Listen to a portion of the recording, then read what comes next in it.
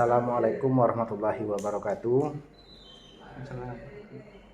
Di sini saya akan mewawancarai narasumber terkait tentang nilai dasar profesi ASN sesuai Undang-Undang Nomor 5 Tahun 2014. Di sini kita sudah bersama Bapak Agung Ardien, salah satu pejabat di Dinas Pemberdayaan Masyarakat Kabupaten Indragiri Hulu. Selamat pagi, Pak. Selamat pagi. Di sini saya akan sedikit menjelaskan tentang Undang-Undang Nomor 5 Tahun 2014 tentang profesi ASN. Di mana di dalam undang-undang tersebut terdapat nilai-nilai aneka, di mana di dalam nilai aneka tersebut terdapat akuntabilitas, nasionalisme, etika publik, komitmen mutu, dan anti korupsi. Jadi yang ingin saya pertanyakan, bagaimana menurut Bapak sejauh mana penerapan nilai-nilai aneka tersebut telah diterapkan di Dinas Pemberdayaan dan Masyarakat Kabupaten Indragiri Hulu ini, Pak? Baik, Pak Ari ya, Ari kemana? Yang kita ketahui bersama bahwa Undang-Undang ASN mengamanatkan bahwa di sana ada yang namanya nilai-nilai dasar profesi ASN yang memiliki 5 metode, mulai dari akuntabilitas, kemudian nasionalisme, ada etika publik, kemudian komitmen mutu dan anti korupsi. Sejauh ini memang kita sudah berupaya untuk menerapkan prinsip-prinsip dasar profesi kepegawaian, hal ini ASN. Sudah banyak yang dibuat oleh PMD terkait baik dari sisi akuntansi, akuntabilitas, secara etika publik, kemudian anti korupsi dan komitmen mutu. Nah, nasionalisme ini sebenarnya prinsip yang dipegang oleh warga negara Indonesia yang baik itu harus berwawasan kebangsaan. Ya, yang berdasarkan Undang-Undang Dasar 1945, yang mana kita ketahui ada 5, kemudian berjanji setia terhadap Pancasila. Upaya yang sudah dilakukan sama Dinas Pemberdayaan Masyarakat dan Desa hari ini cukup baik. Itu dapat terlihat dari,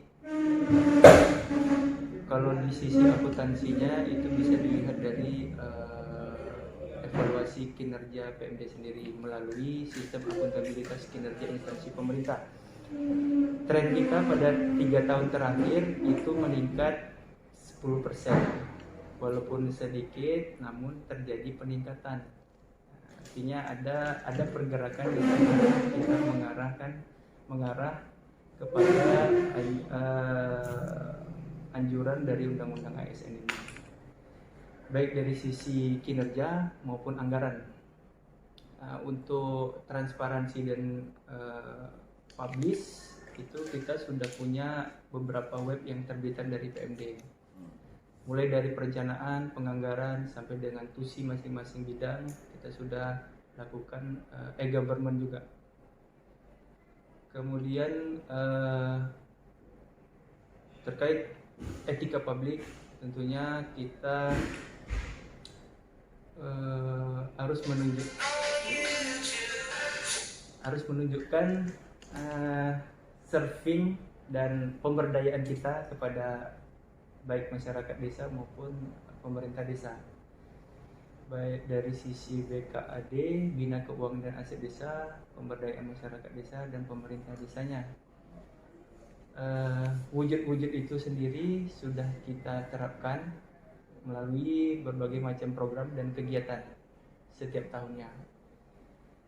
Di posisi kita tahun ini dengan anggaran 6,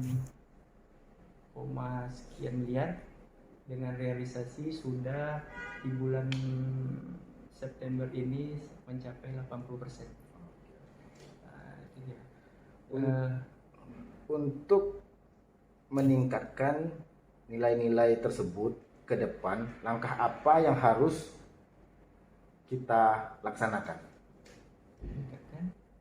dari nilai-nilai aneka tersebut untuk memajukannya ke depan? Tentunya dari masing-masing prinsip dasar itu ada beberapa indikator yang harus kita laksanakan sesuai dengan undang-undang tersebut.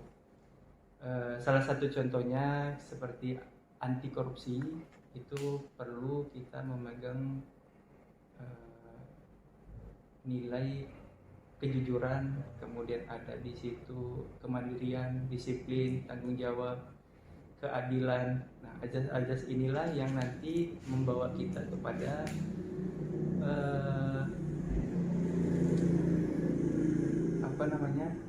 penerapan daripada Aneka ini sendiri. Nah, prinsip dasar ini. Oke. Halangan, hambatannya? Kalau untuk hambatannya untuk di dinas ini untuk menerapkan dari nilai-nilai ini tersebut, apa aja menurut Bapak hambatannya? Sebenarnya tidak banyak sih, cuman ada yang hal-hal yang mendasar untuk ini sulit dilaksanakan.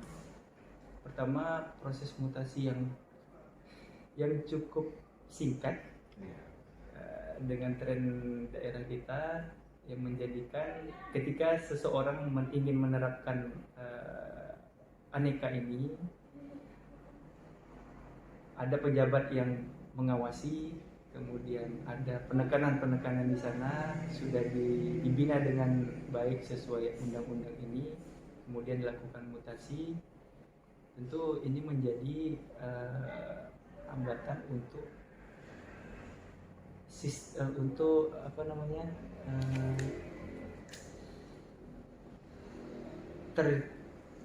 terrealisasinya penerapan ini.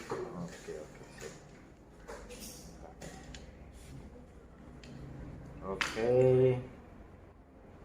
Kalau untuk penerapan di kantor dinas PMD tadi udah 10% ya Pak ya? 10%.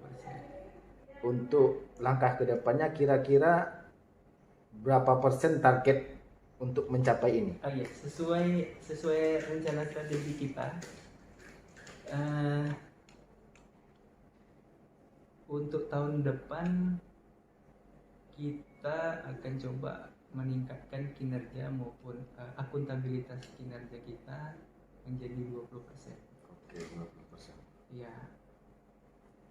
Nah, hasil itu target ini kita capai itu sesuai dengan perjanjian kinerja kita selaku ASN yang bermula dari misinya Bupati, apa tuksi Dinas Pemberdayaan Masyarakat Desa, mulai dari eselon 2 sampai kepada staf. Terus untuk pesan-pesan yang ingin Bapak sampaikan untuk agar supaya ASN di lingkungan Dinas PMD ini bisa terrealisasikan.